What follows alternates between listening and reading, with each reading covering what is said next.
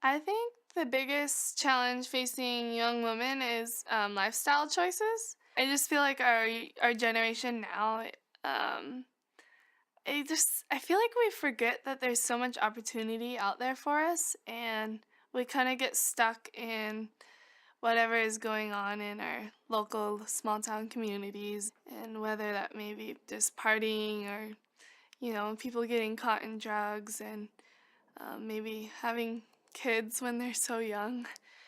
I just feel like there's so many beautiful things to experience before we get caught up in that, and that um, I think it can hold a lot of young girls from reaching their full potential and becoming something even more beautiful than they already are. And so for me, I guess in my life, I just try to encourage girls to just think about their choices and really find what they're really passionate about and try to enjoy that.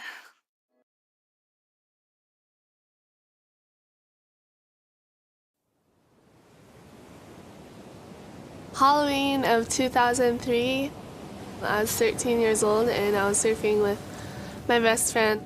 It was like a picture perfect morning. It was beautiful out and the water was just crystal clear blue.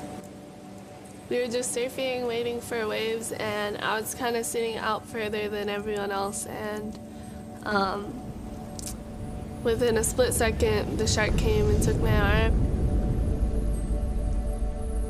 I didn't really have time to think much. Right away, I just knew I had to get to the beach just to survive this. Immediately, my friends came and helped me, and I just kind of laid there and just prayed the whole way in, just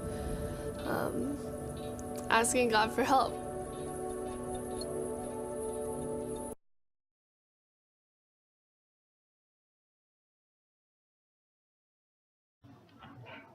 Surfing was more than just a sport for me. It was a lifestyle and my passion and something I did every single day.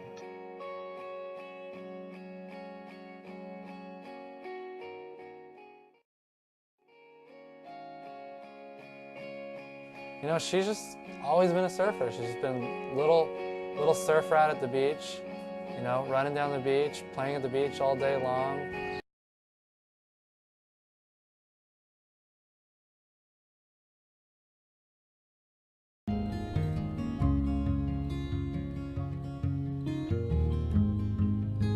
Halloween Day 2003 was just like every other day. Like, we woke up and we went surfing. And probably about a half an hour, 45 minutes after we were out there is when it happened.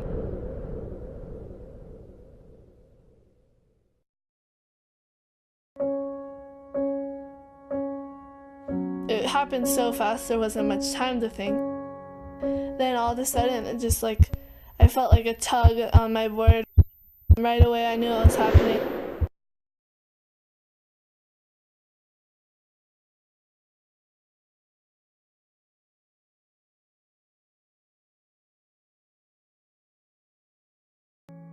I looked down and saw that my whole arm was gone, and I don't know, it just kind of freaked me out. I was so devastated. I thought I lost my surf buddy. The Blanchards helped to paddle back to shore. Then Alana's father fashioned a tourniquet out of a surfboard lead and wrapped it around the stump of her arm before she was rushed to Wilcox Memorial Hospital.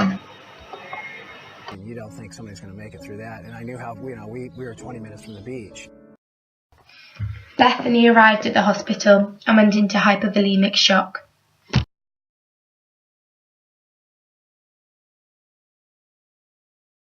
It was by sheer coincidence that Bethany's father was scheduled to have knee surgery that morning and was already there, but she took his place in the operating room.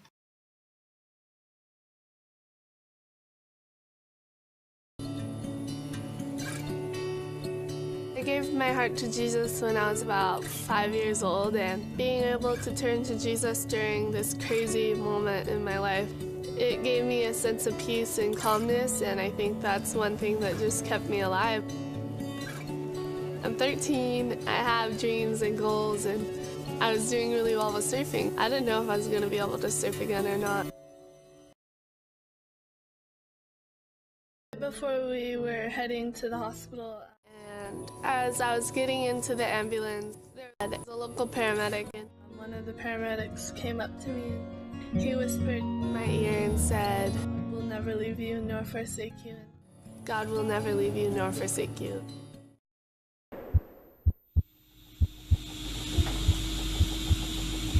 I had lost about 60% of my blood.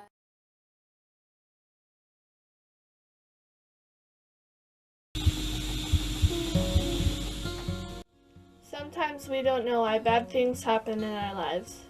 Until now, I wasn't sure of that either.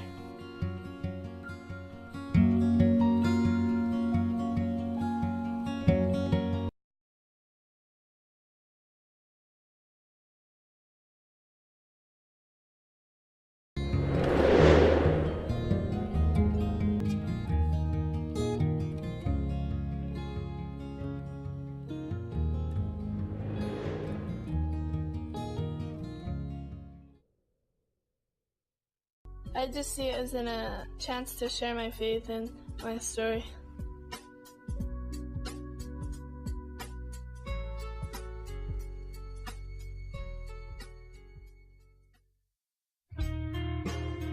Three weeks after the attack, I was down at the beach watching all my friends surf.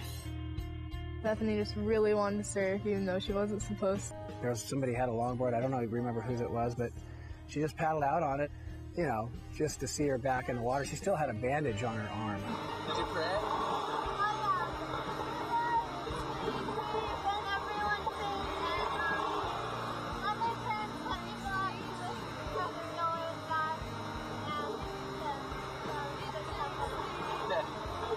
So we swam out, my dad had his fins, he kicked out next to Bethany, and basically she didn't want any help. I realized how hard it was going to be because she was on a longboard girl.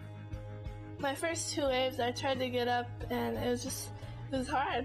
It was definitely hard, and I was just trying to figure it out, and I couldn't do it, and it just kind of scared me because I thought I might not be able to do this. The first couple waves, you know, she... Dad offered help, and I was like, no, I gotta do this on my own. And so, boom, she got up on her third wave.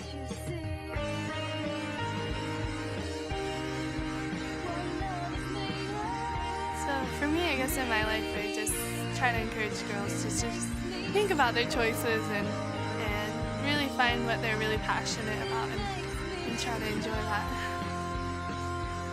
When I saw her up in those third, fourth waves, It was so special because it was like a rush, and even though it was like a small, tiny jump wave, it was like the rush was as good or even better than any like good wave I had gotten before.